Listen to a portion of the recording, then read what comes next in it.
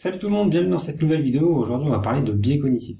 Alors, les biais cognitifs, qu'est-ce que c'est? En fait, c'est une forme de pensée qui nous permet de prendre des décisions, souvent parce qu'il y a beaucoup d'informations et dans un temps rapide, et du coup notre cerveau, entre guillemets, fait un petit peu des raccourcis. Le problème, c'est qu'en faisant des raccourcis, notre cerveau nous joue des tours, et au final on ne prend pas toujours la bonne décision. Donc il y a énormément de biais cognitifs qui peuvent nous influencer. Aujourd'hui on va voir le top 5 des biais cognitifs qui nous influencent grandement dans nos choix, dans les paris sportifs. Allez, on voit ça tout de suite dans la vidéo.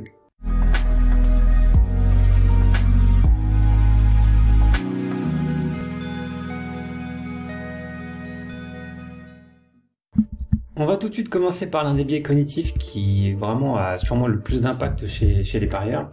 C'est ce qu'on appelle le biais du résultat. Donc le biais du résultat, en fait, c'est juger une décision, tout simplement comme son nom l'indique, par rapport au résultat. Donc vous allez juger votre pari sportif par rapport au résultat, s'il est gagnant ou perdant, au lieu de le juger vraiment par sa valeur réelle avant l'événement. En anglais, on va parler de result oriented. Donc, si vous êtes familier avec les jeux de cartes, que ce soit par exemple des jeux type Magic ou évidemment le poker, c'est quelque chose qui revient souvent comme terme d'être result oriented. C'est vraiment quelque chose, par exemple, sur lequel les joueurs de poker travaillent beaucoup, parce que c'est vraiment un biais cognitif qui peut vraiment faire des dégâts pour les joueurs de poker sur leur jeu et pour les parieurs sur le choix des paris, quoi. En fait, on définit si notre décision est bonne en fonction du résultat sur le court terme. Donc c'est ça que va faire le biais du résultat, c'est vous allez vous dire ok, mon pari il est perdant, donc il était mauvais, alors qu'en fait il faut pas analyser votre pari sur le court terme, il faut analyser votre prise de décision sur le long terme. Le pari était peut-être perdant cette fois-ci, mais il était value, donc c'était un bon pari, et si je réitère ce genre de pari, sur le long terme, mathématiquement je vais gagner de l'argent.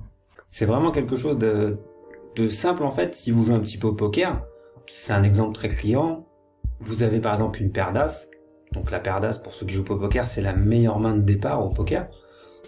Si vous avez deux as, vous avez la meilleure main possible, et admettons vous êtes pré-flop, donc c'est-à-dire qu'il n'y a pas encore eu de carte au milieu de la table, vous misez de l'argent, et il y a quelqu'un derrière vous qui va vous relancer à tapis, donc il va engager tout son tapis, et donc vous avez deux choix possibles, soit vous payez aussi son tapis, soit vous vous couchez. Comme vous avez la meilleure main de départ possible, la paire d'as, 100% du temps, dans ces circonstances, vous allez devoir payer. Mais forcément, vous allez devoir payer 100% du temps, donc c'est la meilleure décision à prendre, c'est de payer, mais vous n'allez pas gagner 100% du temps. Imaginons, vous payez, le joueur, je sais pas, avait une main très mauvaise, il vous a bluffé, on va dire, 10 et 2 par exemple, et puis sur le flop, donc on va voir les trois premières cartes, et il va toucher 10 et 2, donc lui il va avoir deux paires, et vous n'aurez qu'une paire, une paire d'as, vous allez perdre le coup si après la turn à la river, les deux cartes suivantes, le jeu ne s'améliore pas, donc vous allez perdre le coup, mais vous avez pris la bonne décision, et aucun joueur de poker qui a un niveau un tant soit peu correct, ne viendrait vous dire tu as eu tort, tu vois, t'aurais pas dû payer avec ta paire d'as, tu vois, t'as perdu tout ton tapis, je sais pas, t'es éliminé du tournoi par exemple. Non, c'était la bonne décision, là pas de chance, vous avez perdu, mais mathématiquement sur le long terme, si vous le payez tout le temps dans cette situation pré-flop, si on vous relance à tapis avec une paire d'as, il faut payer tout le temps, mais vous n'allez pas gagner tout le temps, mais vous allez gagner beaucoup plus que vous n'allez perdre, et mathématiquement sur le long terme vous allez gagner de l'argent. Et en fait, si vous jouez un petit peu au poker, logiquement vous devez avoir ce raisonnement, et c'est exactement le même raisonnement qu'il faut avoir dans les paris sportifs. Et c'est très important vraiment de dissocier ça, de dissocier le résultat de la prise de décision. Je prends un exemple extrême. Imaginez vous avez un match PSG contre Dijon, et vous avez une cote sur Dijon à 1,2 et le PSG au complet. Donc il y a Neymar, Mbappé, Messi, et même si vous n'êtes pas un expert du foot et que vous n'êtes pas un pro des paris sportifs, vous dites non mais c'est n'importe quoi, une cote à 1,2 sur Dijon contre PSG au favori, c'est complètement stupide. Ça ne vous viendrait pas à l'idée de prendre une cote aussi basse. Mais si on pousse la logique à l'extrême du biais du résultat, imaginons, le miracle arrive et Dijon gagne. Forcément, si Dijon gagne, quelqu'un qui est vraiment à l'extrême dans le biais du résultat, si on pousse ce raisonnement jusqu'à vraiment au bout, il va se dire tiens, moi j'avais parié sur Dijon à 1,2, le pari est gagnant, j'ai eu raison de parier sur Dijon. Mais non, le pari il était très mauvais, parce que si vous faites ça tout le temps, sur le long terme vous allez perdre de l'argent. Dijon qui bat Paris, ça va arriver une fois sur 50, donc ça veut dire que vous allez parier peut-être 50 fois sur victoire de Dijon, vous allez perdre 49 paris et une fois vous allez gagner, mais ça va être une cote à 1,2, donc ça ne suffira évidemment pas du tout à rembourser tous les paris perdus précédemment. Vraiment, ça c'est quelque chose de très important sur lequel vous devez travailler, le biais du résultat. Deuxième biais cognitif qui va beaucoup toucher les parieurs, c'est ce qu'on appelle le biais d'autocomplaisance. Alors le biais d'autocomplaisance, qu'est-ce que c'est? C'est tout simple, c'est vous pensez à chaque fois que si vous avez quelque chose de bien, c'est grâce à vous. Dans notre exemple, pour nous parieurs, si on gagne des paris, si on fait une belle série de 8-10 paris de suite, c'est grâce à nous. Et par contre, quand ça va perdre, ça va jamais être de votre faute, ça va être la faute des autres ou de facteurs extérieurs. On va prendre un exemple qui nous concerne pour nous parieurs. Si je perds, c'est parce que l'arbitre a été mauvais. Si je perds, c'est parce que la météo elle était pas bonne pour le foot ou l'état du terrain ou de la malchance. Après, vous pouvez l'attribuer à tout ce que vous voulez. Mais par contre, à chaque fois qu'il y a de la réussite, c'est grâce à moi, c'est grâce à mes qualités. Alors que on peut très bien aussi gagner 8-10 paris de suite grâce aussi à la chance. On peut avoir une variance positive et puis avoir quelques décisions d'arbitre en notre faveur sur des matchs. Je sais pas, on imagine au basket, il reste 2 secondes, l'équipe perd d'un point, l'arbitre siffle une faute qui est un petit peu entre guillemets imaginaire. Du coup, notre équipe a 2 lancers francs et le joueur marque les 2 lancers francs, on gagne le match d'un point, on gagne notre pari. Donc c'est vraiment essayer de prendre du recul et de reconnaître aussi que lorsque l'on gagne, des fois on a de la réussite. Troisième biais cognitif, c'est le biais de l'excès de confiance. Donc ça aussi, je pense que c'est assez connu. Ça peut se rattacher à une vidéo que j'avais fait sur ce qu'on appelle l'effet de Dunning-Kruger, qui est aussi un petit peu lié à ça. Voilà, donc je vous mets le petit lien dans la vidéo si vous voulez aller voir. Donc, le biais de l'excès de confiance, c'est tout simplement lorsqu'on va surestimer ses capacités. Et dans les paris sportifs, ça va être assez simple, ça va se dire, on va se dire, moi non mais j'analyse beaucoup mieux que les gens, franchement, je suis meilleur, je regarde beaucoup de matchs de foot, je connais les effectifs par cœur, donc j'analyse mieux que les parieurs. Et du coup, ce biais d'excès de confiance, qu'est-ce qui peut vous amener à faire? C'est un petit peu de s'enflammer.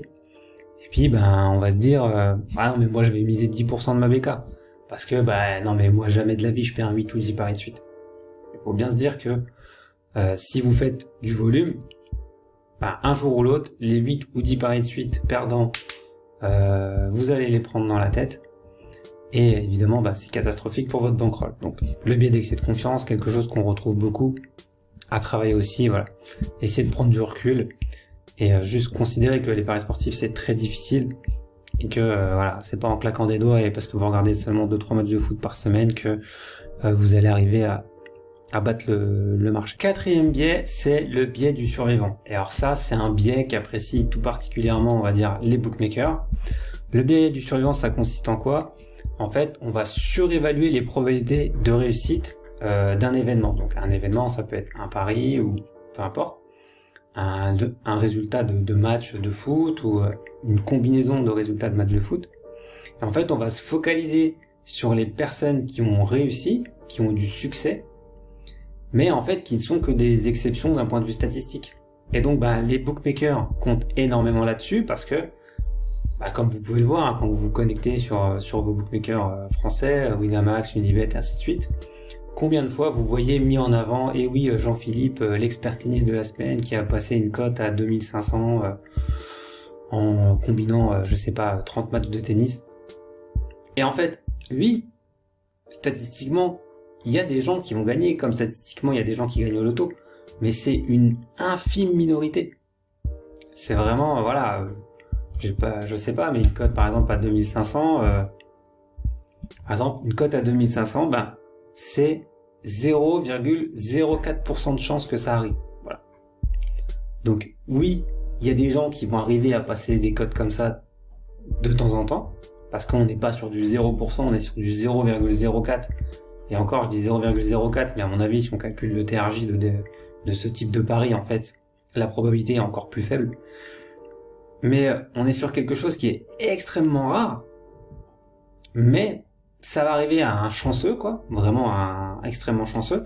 Mais le fait, vous, de voir ça, et les bookmakers en profitent, de vous marteler un petit peu à chaque fois, de vous mettre les 3-4 meilleurs parieurs de la semaine qui ont réussi à faire ça, vous vous dites, mais en fait, tous les jours, à chaque fois que je me connais, tu vois des mecs qui passent des tickets de fou comme ça, en fait, c'est que c'est possible. Pourquoi pas moi? Et en fait, non. pas vous, parce que statistiquement vous avez extrêmement peu de chances que ça vous arrive. Le fait de, voilà, les bookmakers jouent énormément avec ça, donc de penser que parce que il y a voilà, un tel qui a réussi à passer un ticket, que vous aussi vous allez réussir à passer un ticket. Et non, en fait, c'est extrêmement peu probable d'y arriver. Donc faites attention à ça, le biais du survivant. Cinquième et dernier biais cognitif qu'on verra dans cette vidéo, c'est le biais rétrospectif. C'est le fait de surestimer après la fin d'un événement. Donc quand on va être parieur à un événement, ça va être par exemple le résultat d'un match. Donc le fait de surestimer après la fin d'un événement, comment on le jugeait prévisible ou probable. Je vous donne un exemple très simple qui a dû sûrement vous arriver. Un ami parieur, alors parieur ou non, venant vous dire après un pari perdu, ah tu vois, t'aurais dû me demander, pour moi c'était sûr qu'ils allaient perdre. Alors, ça marche dans c'est sûr qu'ils allaient perdre, mais ça marche aussi dans l'autre sens où t'aurais dû me demander, tu vois, je t'aurais dit de parier, pour moi c'était sûr qu'ils allaient gagner. On est vraiment là sur une surestimation de l'événement, mais a posteriori, parce que forcément c'est toujours plus facile de dire qu'on était sûr que l'équipe allait gagner quand on a vu le résultat et que l'équipe a effectivement gagné. Donc c'est quelque chose qui peut vraiment vous faire dévier, parce que peut-être que sur ce coup-là, vous avez bien analysé, vous dites non, j'ai regardé la cote de Paris, elle est pas intéressante, mais votre ami, à cause du biais rétrospectif, peut mal vous influencer et par la suite vous allez vous dire, non, je vais pas me prendre la tête à analyser, vas-y, allez, je suis sûr que ça gagne ce soir, je le prends, et puis au final, sur le long terme, ça va vous faire prendre des mauvais paris. C'est évidemment important de connaître tous ces biais cognitifs parce que en les connaissant, vous allez pouvoir travailler dessus et ensuite améliorer vos choix et vos prises de décision dans vos futurs paris. Comme d'habitude, si vous avez apprécié la vidéo, n'hésitez pas à laisser un petit commentaire, un petit pouce bleu et à vous abonner. Vous pouvez aussi recevoir un pari gratuit toutes les semaines en vous abonnant dans le lien dans la description. Et moi, je vous dis à la semaine prochaine pour une nouvelle vidéo. Salut tout le monde!